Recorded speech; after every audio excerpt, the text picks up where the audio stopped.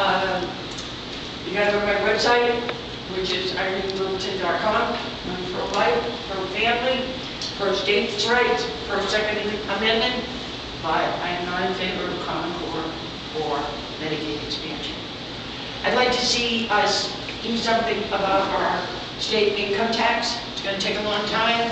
It's going to take a lot of work, but we can do it if we all work together. We can also create our education system if we all work together. We also can take care of all of our citizens with any medical needs they need if we all work together. And that's what I'd like to do, is work with every single one of the citizens in the state of Arizona and solve these problems once and for all and be able to move forward. It's going to take time, but you got to start something. You got to start now. That's all.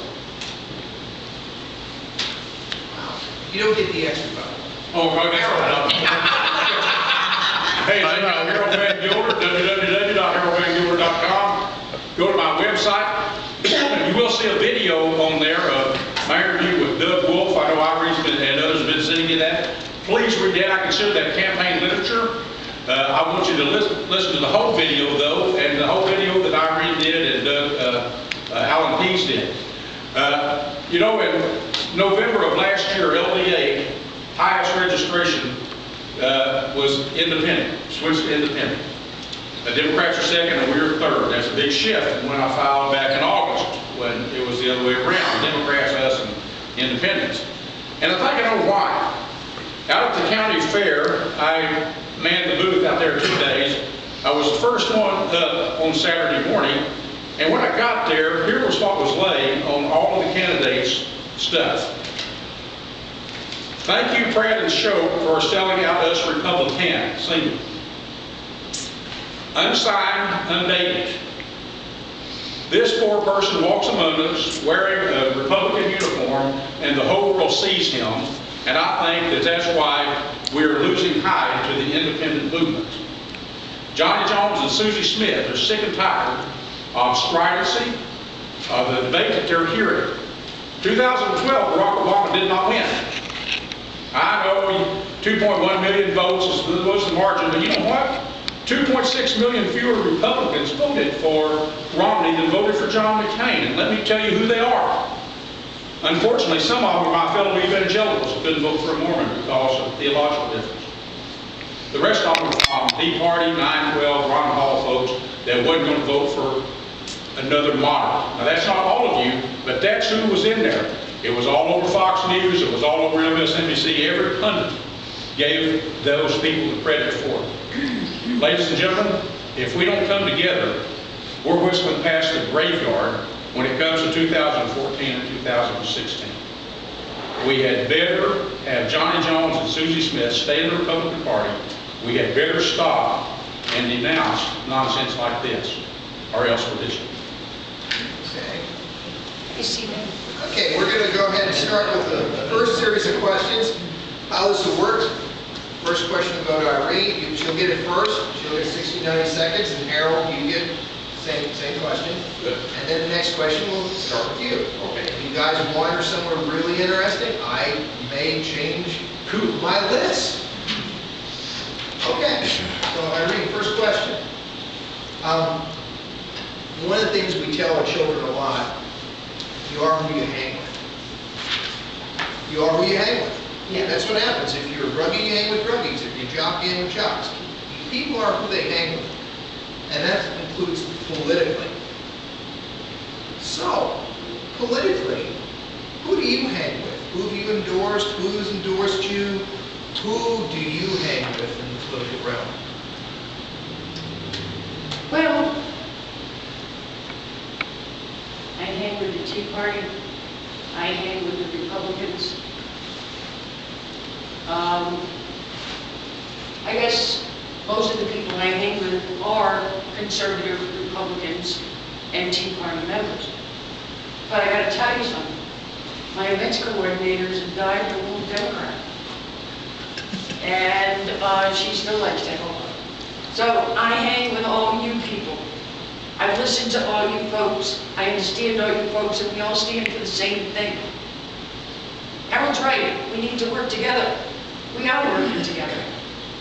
I work together with every organization that I can, whether it be the Chambers or the Republican Party or any group, the Rotary, any group that I can. Listen to them, talk to them, ask them questions. I want to know what's going on in their town. So we are working together. The problem exists that the Republican platform says this and votes went to that. That's where the issue lies here. And that's why, that's the issue that keeps some of us apart. So that's who I hang with. Thank you. Harold? Okay, I've been endorsed by Chuck Walton, former mayor here. I was endorsed by Mayor Shope over at Coolidge before he took out paperwork to become a justice of the peace, and now he can't be on my endorsement list anymore. But I have people like that that have endorsed me. I have received Bill Bridwell as another endorser of mine, Timothy Lee, Matt Herman, president of the Western Iowa Republican Club, Steve Miller, our supervisor, Tom Ramsdale, of course, my campaign manager. I am endorsed by Republicans. I consider myself a platform Republican and nothing else. I have never been anything but a Republican. I don't belong to any organization that does not have the name Republican in it. I was born in a Republican cradle. I'll be buried in a Republican grave. A Republican's all I'll ever be. End of story. Have we failed? Yes, we have. Have we succeeded? Yes, we have. But you know what? The venom of the last few years, has drove people off to the independent movement. We need to get them back. And more importantly, we need to quit sending them there because they're sick and tired of listening to us cry. Folks, it's not me that throws rocks. You've never seen anything on my website that's called anybody a commie, or be impeached, thrown out, crook. You've never seen those words on my website, but I've seen them on others. Okay, so the next question will go to you, and this is where, actually, based on what everyone said, I'm going to throw a different question in here. One of the things that comes up in politics is the statement of, well, I know they haven't done a very good job in office, but they're my friend, and I'm going to support them. So one of the things that's important to a lot of people is, what do you put first? Do you put your principles first, or do you put your friendships first? And how would, you're next, and how would that affect you being an elected official? Harold? Okay, you put your principles first, and one of your principles is that your friends don't have to agree with you all the time. And if Ronald Reagan said, if you agree with me 80% of the time, you're my friend, you're not my enemy. You're not some subversive or something. I'll tell you right now, if Ronald Reagan was alive today, I don't think Republicans would do anything with it. Because it's either all or none in some elements of our party. I am good friends with Frank Pratt and T.J. Shope. I've endorsed them if they want it. They've not asked me for it yet, but I'm going to vote for them. I've signed their petitions. And you know what? I don't have to agree with Frank and T.J. all the time.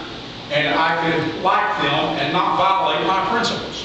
The idea that, if you're friendly with somebody that you don't like, that your principles have been violated, to me, just begs a shrug of the shoulders and a throwing up the hands. What's that all about? Why am I even having to answer a question, what do I put first, my friends and my principles? My principle says I don't abandon my friends. My principles say my friends don't have to agree with me all the time. I keep both of them, period. Maureen? I stick to my principles, but I agree that my friends will stay my friends. And I've had long conversations with T.J. Pratt and T.J. Shope and Frank Pratt. Oh boy, you might get them mixed up. But I hold my principles, and I stand here and I tell you how I stand on every issue that is important in Arizona. I'd like to hear that from my opponent. Okay? He's talking about people who endorse them. I stick with Republicans, there's no commie on my website. Steve Smith, Todd House, Tom Jennings, Tony Smith, Gary Mercer, and Joe Broussard. Those are all people, plus more, that have endorsed my candidacy. So, and I'm very proud of that. But my friends are my friends. I can't endorse them, but I will chat with them. They are still my friends. So principles come first. Thank you. Okay. One of the hot topics, particularly in the Republican Party this last year, was the Medicaid expansion. Probably one of the times in history when the county committees, LD committees, everyone's cousin made principal statements of what they wanted, and that's not what happened. So, if you would have been one of those people on the House floor, what would your vote have been? Would you have expanded Medicaid or not? Why and why not? What is your position on the Medicaid expansion? I would not have voted for it. Unfortunately, I wasn't there to do that. One of the reasons I wouldn't have voted for it is nobody really knew what was in the bill and no questions we could answer. It was done illegally. It's going to cost us a fortune in taxes. And I don't want the government in our medical plans. This is part of Obamacare. I don't want the government in our medical. I want the state of Arizona to be able to develop its plan for every citizen to receive medical assistance as they need it. There's a lot of things going on, you know, how about the private sector? Look at Walgreens. They have a PA in the pharmacy area. So if you go in there and you got the sniffles or your children have the sniffles, they look at them, and if they think they can do something for them, they will. And there's no charge for that. No charge. Because what you're going to do is you're going to pay for the medicine, whatever they think the individual should have. We need to get the private sector in here. Because Walgreens is making money on this while allowing us to have this kind of medical attention instantly and at no charge. So we need to do more of that. Maybe we can get CVS to do it. But I do not believe in having the federal government interfere in any medical services we provide to our citizens. Thank you. If I'd been in the Senate, I'd voted for it. Last September, that well-known liberal, Paul Gosar, told the San Antonio Republican Club that if we had not taken that money, the reimbursement of the funds that they've already taken from us, if we had not taken that every rural hospital in Arizona would have closed its doors or cut back its services. He might be wrong, but you know what? He's been right a whole lot. We have 3 rural hospitals in LDA. This one here, one over in Florence, and one up in Global. And folks, I'll tell you what, you can vote to close all you want to, but Harold Van Gilbert's not going to put you in the position of having to have your loved ones cross their fingers, see if you make it to Phoenix when you have your heart attack at 3 o'clock in the morning. All the decisions that they had, all the data they had no good choices. This was the best of all the worst choices. And it gives us a 3-year window to try to figure out how we come out of this train wreck. And just, trust me, there will be a train wreck on this matter. And so we need to be about working that issue. How do we recover from that at the end of this 3 years? But folks, let me tell you something. There were people with their track shoes on ready to put this on the ballot as a citizens' initiative, and if it had got on there, it would have been set in concrete with no ability to alter it through the legislature. How do I know that to be true? The effort to overturn Obamacare, as it was called, failed miserably. The people of Arizona wouldn't overturn it. Failed miserably. And the reason why I know that is we use the political consultants, Conservative Business League. They're the ones that structured that campaign for the group to try to overturn it, and it did not go nowhere. Okay. Let's go ahead and get into one of the other hot button topics that the party and people are taking positions on. Court. So there's probably more than one question on this. So, do you support? Do you oppose? What is your position on Common Core? Am I the first one? You're Common Core needs to become a boat anchor for somebody. I don't like it. It's not new, by the way. 40 years ago, it was called outcome-based education. It's the same set of rubrics, same set of goofy literature and history stuff. It was a miserable failure. The only thing that outcome-based education didn't have was stringent testing and outcomes to be hoped for. We need to have tough standards, and we need to have Arizona educators figured out. I'll tell you right now, if you look at our districts, we got PhDs on our staff at the elementary and the high school districts, specialists in curriculum development. I need to know why we're letting them just be clerks, doing what the federal government sends down. I'll tell you right now, Barbara Ryder of the elementary district, she could develop the whole curriculum for that school at 1/3 of the cost of what they're having to spend for it. How come we're not empowering our educators to do those kinds of things?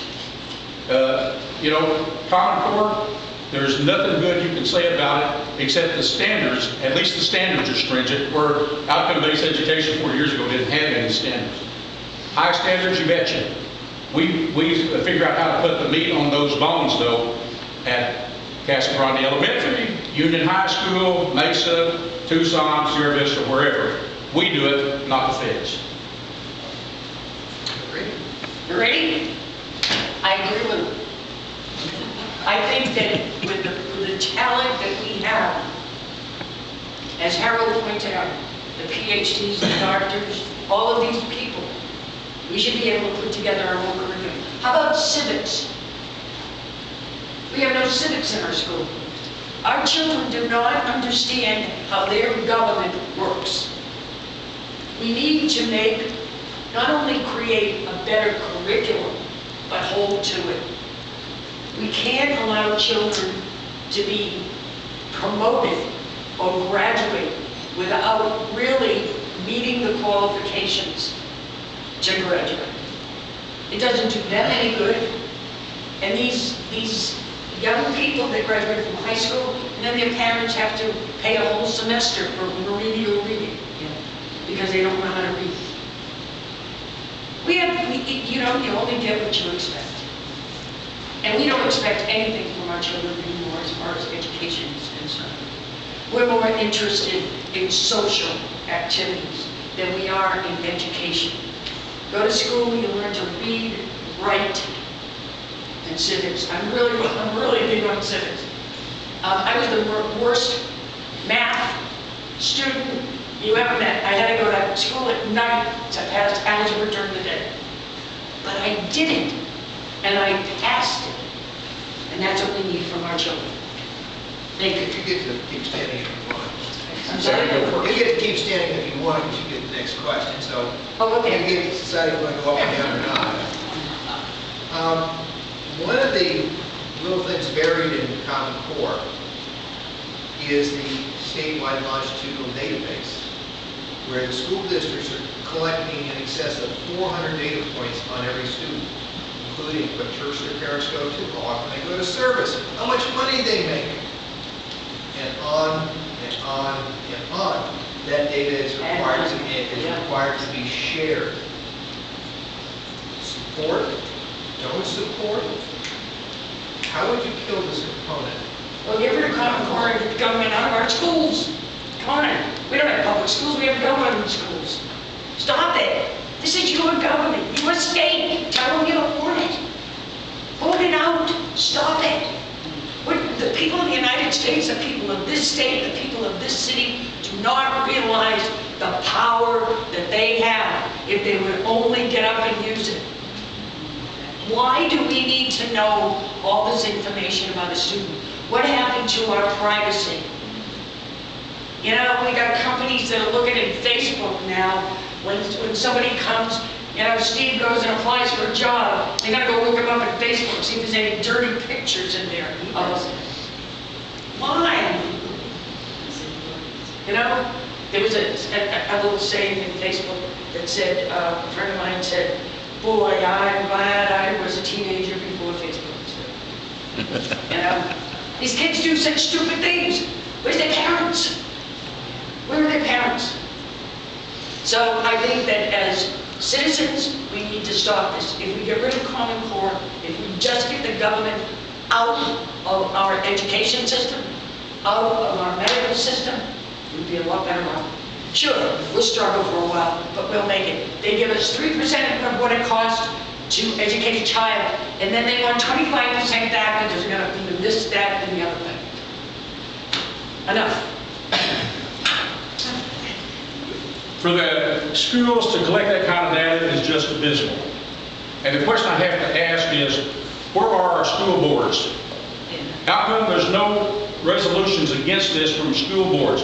How come school boards are not standing up and saying, we're not going to do this, and whatever money's attached to us doing it, you keep it. You keep it. You know, I don't know a single school board, and this is going back to Common Core, that's actually went in and read the modules that's associated with Common Core. When I brought this up last year, I got pillar to post kicked around on some of the Facebook pages for attacking our school board members. But I'll tell you what, we elected them.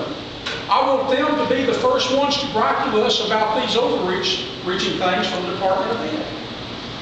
Where are they at? Let's start there. Then when I get in the Senate, I'll introduce a bill that says the state of Arizona will not take any money connected to collection of this kind of data. One of them, I'm sure, is how many guns are at home, and I don't want the government to know I got 15. Okay. We're going to keep on one more local issue here, and there's some other topics. One of the hot topics in the last year change has been water extinguishment in Canal County. Okay. There was a bill that was run up in the House that was going to potentially eliminate that permanently. That didn't happen. Instead, we have another 5-year we'll study and kick the can down the road now. Okay, you're in. What are you going to do about water extinguishment? What approach do you have? Is it 60% of the county's economy? Okay. Well, one of those extinguishment credit came about with the Water Act of 1980, which set up the Arizona Department of Water Resources. And we let that agency do all of these functions underneath them and gave them powers to employ, set standards and collect fees and do all that kind of stuff. The answer to it is the Water Act of 1980 has to be revised to eliminate those sub-functions. And, you know, we are a nation of laws. Now, to get that done, I have a good skill for that. I know how to count to 15. See, there's 30 senators in there, and if I have a good idea, like we redo the Water Act of 1980, I got to get 15 more people to agree with me, or else it doesn't happen. You better elect people that know how to count. Don't ever let some politician come back to you and say, we had a whole lot of good conservative bills last year, but those rhinos up in the leadership didn't let them out. Ladies and gentlemen, some politician tells you that, you're looking at somebody who can't count to 15. You need to understand that about them. So you elect people that can count to 15, that'll get the job done, or at least die trying on your behalf, and you know that they're trying. But it's going to take a while to get that done, but that's how you got to attack the original enabling act that set up these panels to do this water extinguishment thing. 5 years, we've got 5 years to fix it. That's what this does. We better have people up there that know what they're doing and willing to attack it.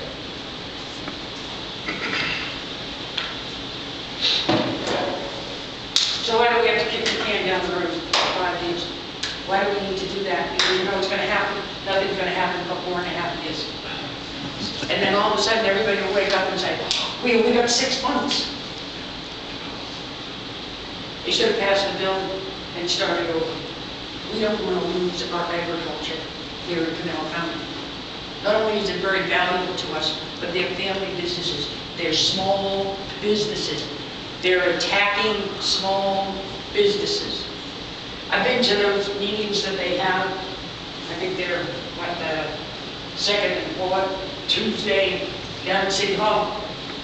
Where's everybody else? Why don't you guys come on down? The more the merrier. The more the people who are trying to do this see there are people there that are not in favor of doing it, the more power we have. There is power in numbers. We need to get people down to these meetings. We need to stop this. An unelected board decided in 1980, was it 80, 79, 80? They decided to do this, and the governor signed on it. And they tell the people, they tell the farmers, the spring before, in 2013, that it's going to start in January of 2014. No farmers, there were no farmers on this board. What do we got to do? Again, we the people, get down there, go to these meetings. Not all the time, but every so often. Thank you. Use your power. You standing. That's down. That's the topic. You may talk. Oh, there's one other thing I want to say. I almost forgot one of my big endorsements. Ask the question. Trying to get an odd job. Okay, let's take a look at something that happened in another state that has implications for our state. Let's look at the BLM and Mr. Bundy and his cows. Interesting situation. What's your opinion of what happened to Mr. Bundy and his cows? What's your opinion of the BLM and federal land management and its impact on our state? They went into Texas too, they took some horses, I think, out of Texas. Who the heck are these people? Are these people you elected? Are these people you asked to look over this land? And if they don't like what they see, take it away, kill it, chop it up, bury it? Who are these people? The overreach of the federal government. That's why we need them out of our state.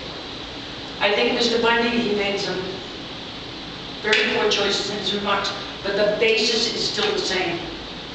They came with guns to save a turtle. You're going to save a turtle, but this administration will kill 10,000 babies like that. It's the same thing with an eagle's egg. If you touch an eagle's egg, you could go to jail. But they kill 10,000 babies. These people need to mind their own business. Those turtles have flourished for all the time the Bundys have been on their land. Is this federal land? It should be, if it is. We need to get our land back. That's another story. You're going to take a hat off? My only endorsement that I forgot to tell you about is Sheriff Joe Arpaio. Thank you. You fit it in. Folks, the only thing I can tell you is if the 2.6 million of us had voted and Barack Obama had not won, a Republican BLM director would not have sent a SWAT team in to collect a civil fine. It's that simple. It's abysmal what the federal government is doing. Think about this. A SWAT team was sent into this Nevada rancher to collect a civil fine with tasers and dogs. Okay? Tell me what's to like about that. That doesn't float any of my boats. Okay? Now, on the underlying issue, Mr. Bundy was wrong until we solved the state's land issue. That land belongs to the BLM and they could fine him. But it's a civil matter in the court. It's not a criminal issue.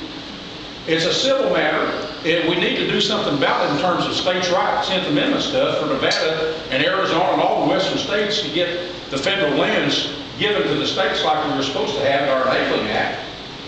Okay, but a SWAT team to collect a fine, I lay it at the feet of 2.6 million Republicans that would not vote and gave our country to Barack Obama for 4 more years. That's where I lay the blame for this debacle at. I lay it at their feet. Okay. Well, let's keep on the topic of some of the interesting things recently. We passed bill, or the legislation passed bill, SB 1060, the purpose of which was to protect people exercising their freedom of religion. And the way the First Amendment reads, it says Congress shall make a law respecting establishment of religion or prohibiting the free exercise thereof. The 14th Amendment incorporates it down to all the other jurisdictions. Got passed. It would have protected people like it happened in New Mexico, whether it was the cake person, the photo person, performing services for something that they religiously just could not buy. and the governor vetoed it. What is your position on SB 1062? And the similar things that are happening in other places around the country around our ability to exercise our freedom of religion. Folks, first of all, beware of the titles of bills. They don't always do what they say. Anybody heard of the Affordable Care Act? Okay, that's one good example. I am, among other things, I'm an ordained Southern Baptist minister. I have a deep interest in religious freedom issues. 1062 did not do it. My good buddy Al Melvin, he wrote an op-ed piece that said he fully understood why the governor vetoed 1062. I think there was another reason why 1062 was there. It was a gotcha thing. You notice all the people that voted for Medicaid expansion voted for that. And the reason was if they had not voted for it, see those guys that expanded the government, they hate religion too. That's why all of them voted for it, by the way. I've talked to a couple of them. 1062, as I read it, didn't do anything to enhance my religious freedom. And Anderson Cooper took Al Melvin, who was an eminently nice guy, kicked him from pillar to post, brought us to ridicule, and I have to tell you, the governor did the right thing. It didn't bring us anything to safeguard our freedoms further. It didn't undergird any of our current freedoms, and it brought us humiliation around the world. The governor did the right thing. Am I in favor of religious freedom? You betcha. Am I in favor of all of the Bill of Rights? You betcha. But just like the Affordable Care Act, this title didn't do what it said.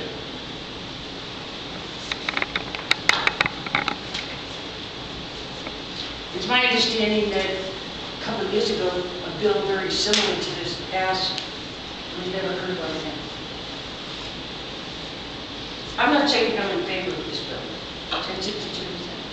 I'm not saying I'm in favor of this bill, and I'm not saying I'm not in favor of this bill. We allow 1% of our population to control us.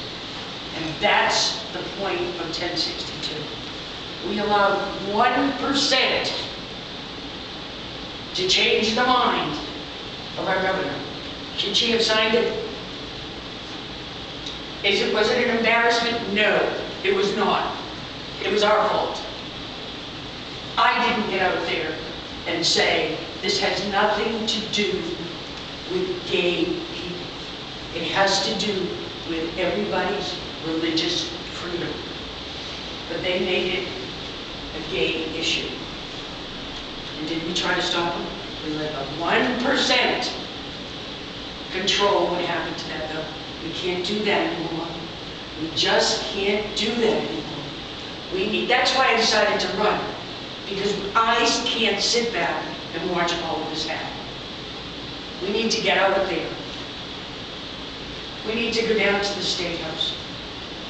We need to be in favor of our principles. We need to uphold our morality against 1%.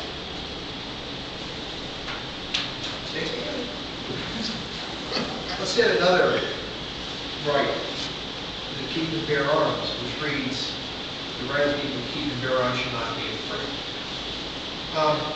I can't walk in the state onto a college campus, Karen.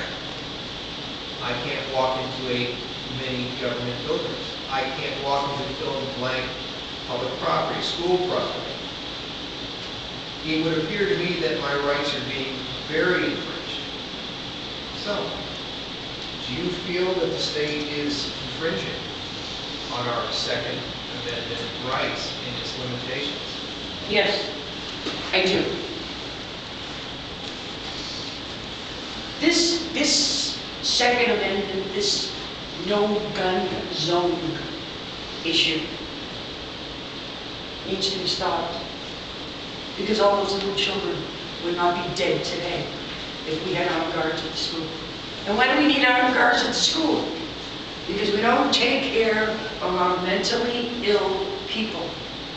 Nobody wanted to tell them that the guy, I was going to call him a gentleman, he's not a gentleman, that shot Gabby, the Ediths, the school knew it, his mother knew it.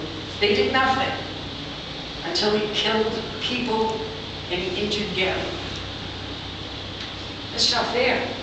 So without we have to get rid of the no-gun zone. We need to protect our children. But we need to think, this is one issue always, it's hooked onto another. I'll take care of it until you. All of these guns were registered that were used in all these shootings. They were registered. Why did they go there? Because they know there's not going to be any other guns there. Malls, movie theaters, little kids in school.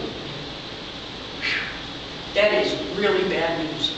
We need to get rid of the no-gun zone because it infringes on the Constitution.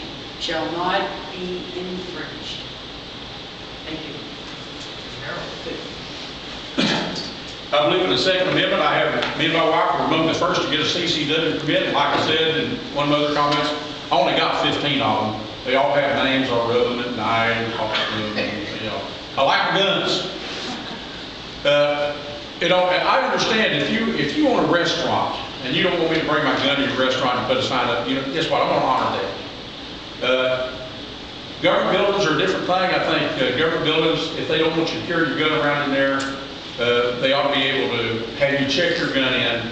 But I think you ought to have more or less unfettered right to carry your gun. The problem is the attitude of people. I have a CCW permit. You won't believe where I've carried my pistol with a sign on the door that says no firearms. That's what a CCW permit's all about. I'm not going to leave myself unarmed when I go out and about in the public. But you know what? I'm also a man that's been brought up to be courteous. And if I see a sign that says no guns in and I don't have a jacket, I'm not going to wear my hog leg in just to show them that I can. Anybody ever seen anybody do that? It's my right. I'm going to do it. Well, that's not gentlemanly. I don't do those kind of things. If that makes me an anti-gun guy, go ahead and do that. But I still have my 15. They still have names. I still rub them at night, and I like them. And if I could win the lottery, I'd get a whole lot more.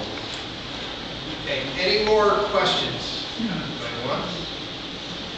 Twice? Okay, I'm going to ask one last question, and then we'll get to these.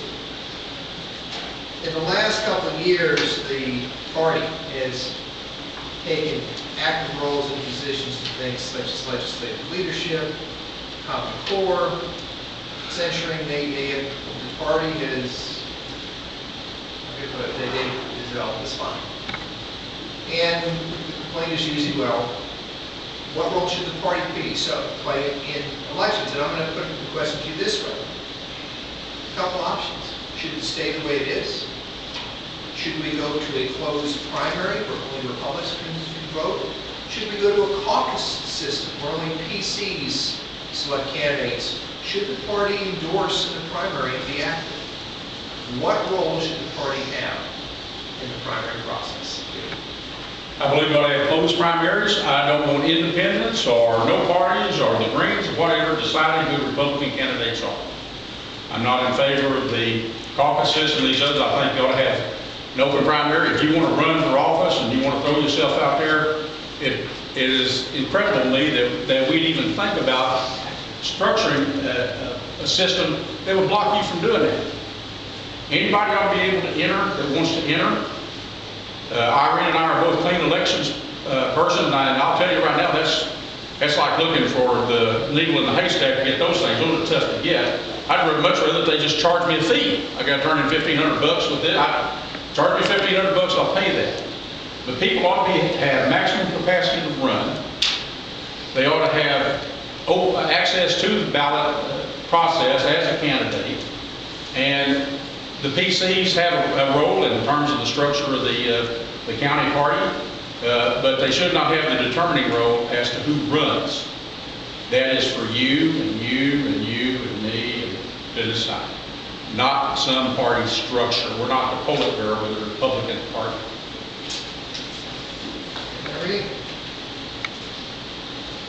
I think the Republican Party should have input into the primary in this regard. They should make sure, I sent a piece out, an informed voter is a smart voter. How many people know about Harold, about me, about Wayne? They don't. They don't know. And I think the Republican Party, maybe in the county, they're putting on forums of all the candidates. Candidates, make yourself available. Because I'm not going to vote for anybody I can't talk to. I don't understand. I don't know where they stand. But so many people do.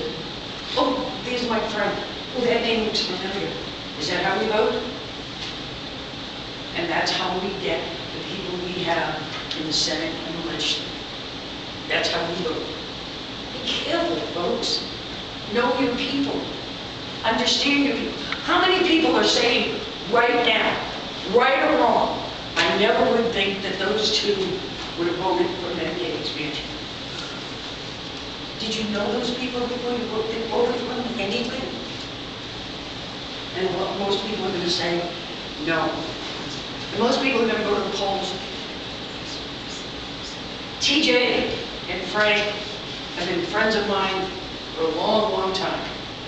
And some people are going to go to the polls and they're just going to mark Shope and Pratt. Those are names I know. They've been in office before. Have they done what you wanted them to do? In any office. So that's where I think the Republican Party comes in. Make sure when you do it with emails, you do it with forums, whatever you do. All right. No, you can't. Stand there. Okay, we have shuffled the deck. We have no idea what these are. It's just like jelly beans in, what is it, Harry Potter. Oh, wow. And I hope I don't get some of the ones that they mentioned. Okay, here's what we're going to do. We're going to get it down to 60 seconds because we actually got a good number of questions. And we're going to start with 60 seconds. Well, we already answered this one. I don't ask what is your stand on Common Core? Whoever asked this, you want to ask it again? Yes, no? What is your stand on the issue of Common Core? You want to, whoever this is, you want to ask it again? Well, I have a secondary question. Oh, okay. That's mine. Well, then I'll tell you what. I'm going to give you a do-over. You can ask your secondary question. Go ahead. Thank you. We have Common Core today, obviously. My question to you both is this. 2 years from now, where will we be with Common Core? Are we going to have Common Core? Will we dismantle? I wish I had a crystal ball. I don't know what's going to happen in 2 years unless we do something about it. Unless we really are determined. Unless people want to get together and say, if this is on my state, I'm here to help you create a curriculum. I'm here to help do this. I'm here to help. These are your children. These children are going to grow up and run the state. And maybe even run this country. Don't you want them well educated? Common Core is not it. Their reading material is horrible. There's no civics. They're teaching kids to do what? They, in Common Core, 2 and 3 could be 6. You work that one out. But that it can be. They've changed the words to the Second Amendment. That your right to bear arms will not be infringed as long as they're registered, is what it says. If you read in Common Core. So you don't have an opinion as to what the stance will be in 2 years? You get to do free follow-up. We'll figure if we go there. So we might go there. Harold, you got to get Harold a shot. Okay, here's how you overturn Common Core. You elect a guy like me that's not afraid to drop the bill, and then I'm going to come to you and say, okay, Mr. Grassroots Activist, I need you to work to get a resolution out of your city council, out of both of your school boards, county supervisor if they'll do it, the county party if they'll do it, your clubs if they will do it. I need you to go out and energize the grassroots so that when I drop that bill, I don't have a bunch of people from Phoenix and Tucson come up and kick me from pillar to post in the halls of the Senate. That's what it takes in terms of political action to get it done. You have to have somebody there that's willing to drop the bill. You've got to have people that are passionate about it at the grassroots level that will back you up and give you ammo. That's how you overturn Common Core. If that is not done, you got Common Core. No matter how much I dislike it, no matter how much you dislike it, you have to send me there and then you have to help. Okay. We'll do a follow-up, because let me get through these questions, and we can come back, okay? Well, while you're standing, Harold, do you support a path to citizenship, or do you have another plan? If so, what are the details? Path to citizenship. I'm talking illegal immigration? Yep. Okay, there you go. Okay. A path to citizenship, here's how that works. We close the border, and then we have a long discussion about everything. Okay? That's how that works. You close the border first. You don't create all of these paths. By the way, I don't know if any of you had a chance to travel to Europe. I took my wife to Germany when we retired. And guess what? The hotel we stayed took our passport. They called the cops. Airport police called the cops where we were staying. They called the cops in every town we stopped because they knew where everybody was at in that country. You can't hide in Germany. They'll come and find you. Okay? Because they know who's there. And that's because their border's closed. See, I think we ought to, in a lot of ways, we ought to adopt the creative policies of Mexico. You know, you go to Mexico illegally, they throw your tuchus in jail. Okay? And you don't want to go to that. And I don't want to go to that jail. Okay? But the deal is, a pathway to citizenship, you close the border, and then you discuss all of those things. Those are legitimate discussions about those issues.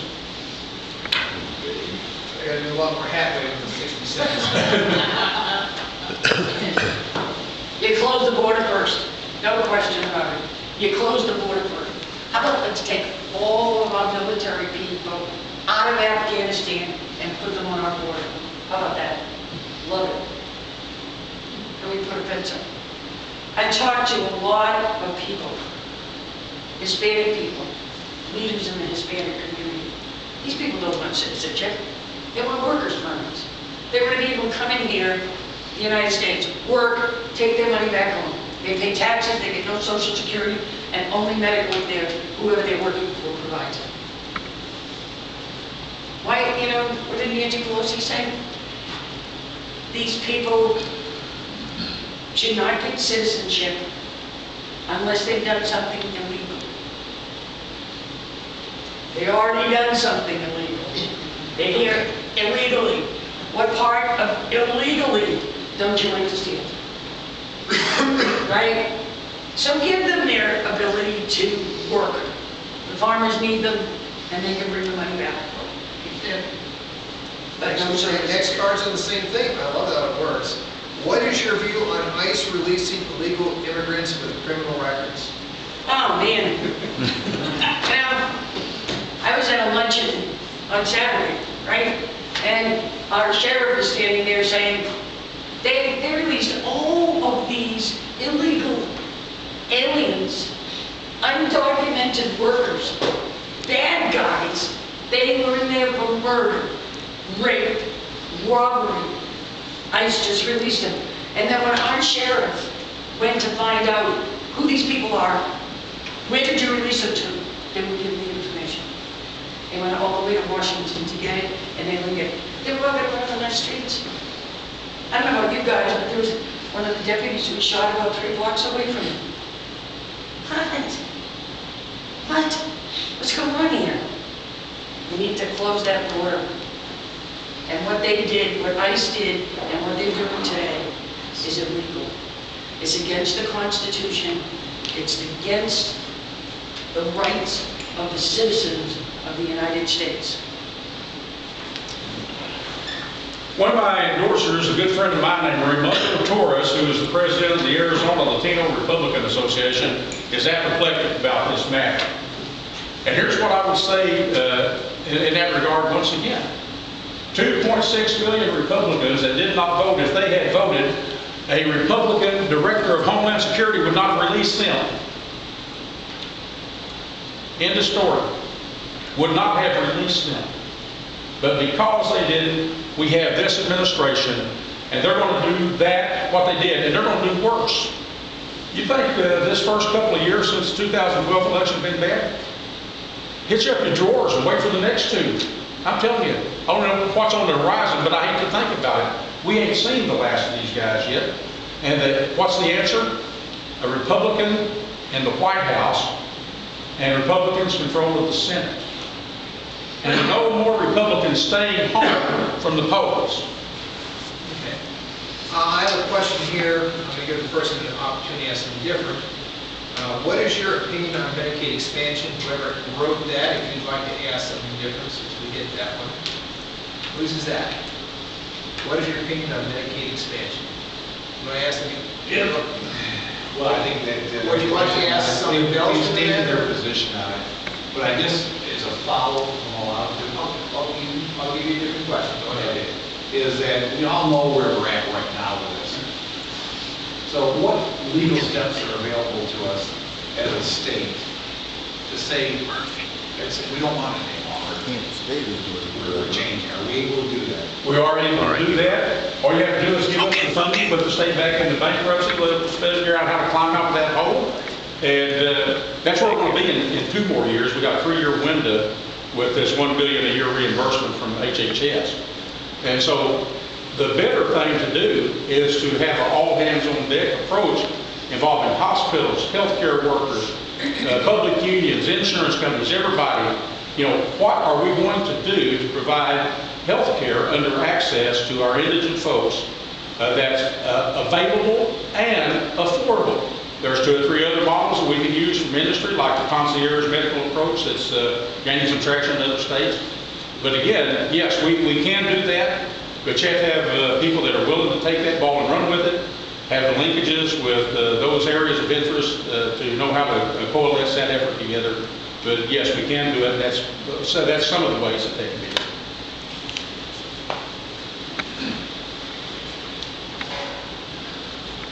The legislature can pass a law to eliminate Medicaid expansion. I remember the governor said something like the day after she signed it. She said, well, if it doesn't work, we'll just kill it. So that means you can go on expansion today and off tomorrow. That's what the governor said. I didn't say it. She said it. This Medicaid expansion is going to cost us a fortune. I remember Obama saying, right after we passed it, Obama saying, I don't have any money to put hospitals. Our hospital's already gone bankrupt. We, the people, need to make sure that we fight for what we think is right. Everything depends on you, and you, and you, and you, and you. Everything we do. You need to be informed. You need to care. There's a lot of people around here who just don't care. If we want to get rid of Medicaid expansion, we can do it through the legislature. We can do it through getting the vote out to the people and have them turn it down. Somebody's going to get hurt. You can't help it. Next question. How do you feel about the legalization of marijuana? Do you feel that legalization of marijuana would be worthwhile for the tax revenue that it would create? If not, what would you propose to combat these drugs coming across the border? I am not in favor of legalizing marijuana. I'm just not. I don't think it's right. People get stoned on it, they get in their car and drive, just like they do when they drink. And now I don't want to cut out drinking. I'm not going to give up my Southern Comfort. Anyways, I don't know what we should do about marijuana. My concern, even the medical marijuana, I could go out and get a green card tomorrow. I'm sure my doctor would give it to me. So I can go and I can buy it, I can smoke it, and then I can try to take care of you. What about a police officer that has it? And he's using it. And he gets in his police car. Can he drive? How stoned is he? Do we know? Do we have the understanding of marijuana that maybe we should? I don't. I know that. I stay away from drugs. I don't even like medical marijuana. Because these people are getting green cards all over the place. Go ask your doctor, he might give you one. You get headaches, you can have a green card. Groovy, man. Y'all never know. Folks, we need to revisit memory lane a little bit. Back up until about the 1920s, you could go to any drugstore and get marijuana, opium, cocaine, heroin, anything you wanted to buy, you could. And the temperance movement was all about the vast social problems They came out of alcoholism and out of drug abuse during those times. I'm not in favor of legalizing marijuana, but you know what? It is legalized. I'll tell you right now, overturning it is going to be mission impossible. You talk about a waste of time. Try to get that done in 2014. What we need to be doing is setting up some structures that will handle the fallout, the negative fallout that's going to happen from that. And sooner or later, the pendulum's going to swing back the other way, and somebody's going to say, maybe way down the road, just like they did in the 1920s. You know, I'm sick and tired of seeing people wrap their cars around telephone poles. Back then, a lot of them were horses around telephone poles. I'm sick and tired of seeing drunks in the street. It's sickly. It's not in my favor, but you know what? What do you do? I want this clear. I want this clear. Are you for recreational marijuana? No, Okay. none. Okay. I don't recreate with anything that makes you feel goofy, tipsy, whatever. I'm a teetotaling Southern Baptist. You know, since I've become a minister, it really irritates me because I can't have a cigar now. Okay. Next question, Harold. Yes. Who should be responsible for the school curriculum? The local school boards and the federal government? The local school boards and their teachers, because they're capable. If they're not capable, they need to be fired and people hired to do it. But I've never been in a school, every grade school, every high school Clint, I guarantee you the teachers and the administration there can come up with a curriculum for that school. You know, we talk a lot about diversity. I don't see anything wrong with having every school in America have a different curriculum. It's on the internet, it's free. It's free. You can cut $250,000 a year out of every district's budget just to go onto the internet. Why are we not doing that? Again, where's our school boards? Where's our legislature? Where's our Department of Ed? No. Federal government, the government only know how to do one function. That's the military. As a vet, I can tell you that. I didn't like being in the military a lot of times because of the way I got kicked around, but the Army worked. It worked. Everything else don't work. Harry?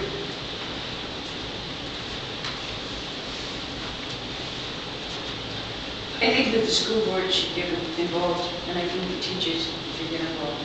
But what I'd love to see is that the parents.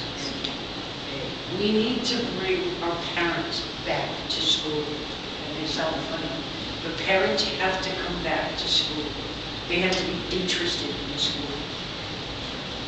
If we created a panel with X amount of teachers, and X amount of school board people, and X amount of parents, you'd be amazed how many parents are going to try to get on that board and work at it and understand and make new rules.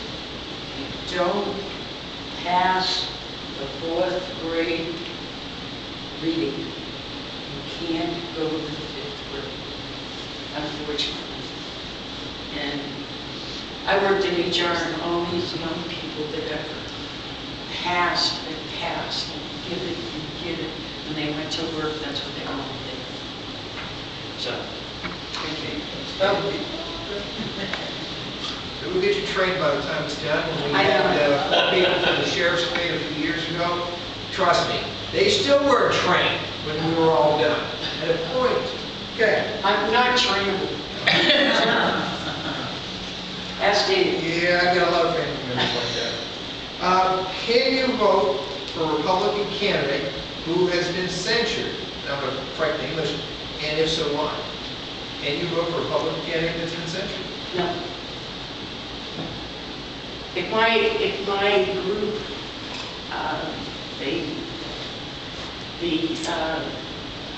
the Republican committees around Arizona, not just our group, censured a whole bunch of Republicans. It's a process. And no, I couldn't vote for them. I couldn't vote for them for what they did. And for the censure. Am I part of the censure? I was not there. I did not vote. I just wasn't there. But I think I would look at what they did first, and then the censure second. Harold? I not only can, I will again. Let me tell you about censors, folks. I went to the state party convention in January, and we censored John McCain. And up until that censure, the national convention was headed this way. And after that censure, it went to Las Vegas. T.J. Shope and Frank Pratt were censored by the county committee. There's 40-some people out of 220-some PCs. That was a censor vote. There's 80-some thousand people in this district. You think that 80-some thousand people are going to really care about what we did over there? We didn't do anything to embarrass ourselves, in my opinion. Frank Pratt and T.J. Shope have about a 90 to 95% voting record with the administration. John McCain hadn't done anything in 5 years, not one single thing, 5 years. And I know John McCain since 1993 personally. When I was a city councilman, I had the phone that rang on his desk in my Rolodex. Okay, but for us to censor people is an act of futility that makes a few people feel good. It's sound and fury. It signifies nothing. And no party structure should be about signifying nothing. We should be about signifying stuff that means something. Next one for your Harold. Yes. This will be the last one. I've got one question that I forgot to ask. I'm going to get one last shot in there. This is the last question off the floor. How do you propose to improve Arizona's education system? What is your position on Common Core? I guess the first part of the fire. Well, like I said, Common Core should be a boat anchor somewhere, and not around the necks of the people of Arizona. It's very simple. How do you reform education? You take the handcuffs off our teachers. My wife was 19 years in the classroom, K through 6, and about 6 years as administrator at middle schools. Our teachers are the best that they've been, and they are handcuffed by state and federal regs. State and federal. Part of the problem, too, though, goes back to the local school board. You know, local school boards have a lot of horsepower. The Vail School Board told the federal government and the state, keep your money on 2 or 3 programs. We'll do it ourselves. We'll do it ourselves. Okay? You need to have somebody up there that if you will come to me and say, my school board would like to do it ourselves, I'm going to say, how can I help you do that? You got any handcuffs you need me to try to pick the locks on? You tell me about that. But you got to take the fight seriously as citizens. You got to let people that ain't afraid to do the fight and know how to do the fight. And Irene. Repeat that question again, please. Yeah. Okay. Well, I read them as I get them. How do you propose to improve Arizona's educational system? Well, we talked about what we need to do with the curriculum and how we need to treat the students, to get parents in. The other thing that I am thinking about is vocational schools. Not all students are going to college. We need to prepare them for life. What can it be? I know there's a few that is cosmetology and what about teaching them how to be a carpenter, be a plumber, be an electrician? And a lot of these companies will, again, you go to the private sector and say, help us out. And so the plumbing company in the area decides they're going to get all the advertising of putting this class in there and teaching them and bringing the students out to watch actual work being done. And they also have to learn reading and writing and arithmetic. But they get out of school and they have a place to go, a place to work, a career to have. So I would add vocational school to everything else we talked about. You Sammy. See, you're almost the end, we're almost ready. Okay. Okay. I'm going to throw in one last question. We've got all the questions off the floor. I'm simply going to give you guys a unique opportunity. There are 3 candidates in this race. I have been in contact repeatedly with their candidate for months, and he decided with 3 to 4 months notice he's too busy. So I'm going to give you the opportunity. What words would you like to say about or put in Mr. Pease's mouth since he's not here? Mr. Pease is a very nice man, and he has a lovely wife. But Mr. Pease has lived in his own little world in Santan with the American Legion Post. He's a very, very valuable citizen of Santan. The problem with Alan Pease is he doesn't understand what goes on in Casa Grande. He doesn't understand what goes on in Superior, or Globe, or Coolidge, or Florence, or any other town. They were very, very happy that because Alan was out there, a community center was going to be built in Santan. I think that's wonderful. But who's going to feed the people in Superior if we don't pass Resolution Coffin? What's going to happen when the mine goes into Florence? I said, what about the mine in Florence? He said, mine in Florence. What's going to happen to the rest of the towns? And that's my issue with Mr. Pease. You got a minute if you'd like to talk about Mr. Pease. Okay. Well, I think Alan is the commander of the American Legion Post I belong to. I belong to the one over in Santan. And he was an endorser of mine early on, took me around to all the American Legion guys, introduced me, and then lo and behold, I found out he was in the race with me. As I already said, Alan is a great guy. He is in the race late. It's unfathomable to me why he's in the race. I've not talked to him about it, really. But he is a great guy. He's on the campaign trail.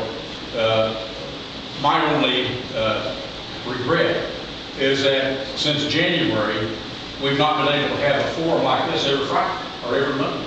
I'd have one a week with Irene and Alan or anybody else that was in.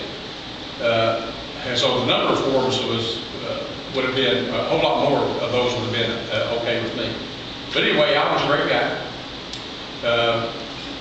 He was in the Army Security Agency. That was the outfit I was in. We were spies, kind of. Tom Ramsdale was also in the Army Security Agency. But I would not put any words in Alan's mouth. Okay, it is time. Oh, you sit down. Okay. It is time for closing comments. I'm last. He's last. You're first. That's how it works. Why was first? Either you're first, or last, or middle of the pack, middle, or however many we got. Sometimes we get a bunch of them, we gotta give them numbers. So, you have a 2-minute closing comment. Okay, I think everybody has gotten the idea that I have a lot of very strong beliefs, and I'm very passionate about getting things done for people. Not only in this LD, but in the state. Because when you go up there, you get to vote for one on one in Sherwood, and in Tucson, and in Coconino County, and I can't even pronounce some of them.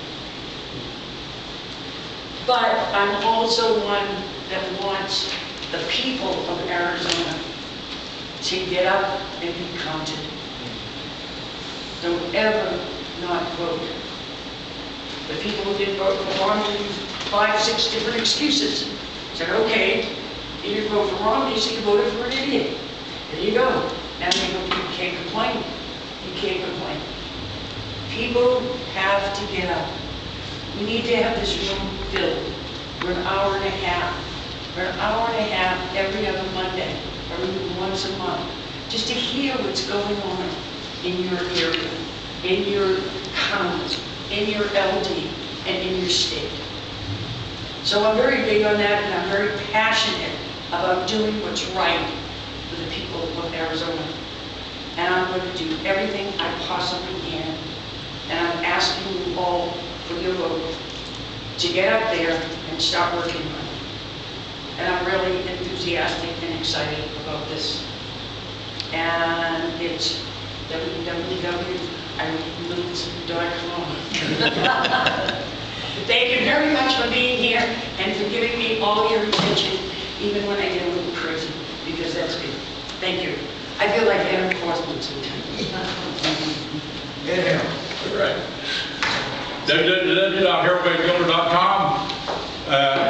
Irene is absolutely right. Make yourself informed. Some of the flyers you've seen out said go to 24 minutes into Harold's video and you'll see what he means. Listen to the whole thing. Listen to all of hers. Listen to all of Alan Pease's. You can't know about us if you listen to a directed soundbite. Listen to the whole thing.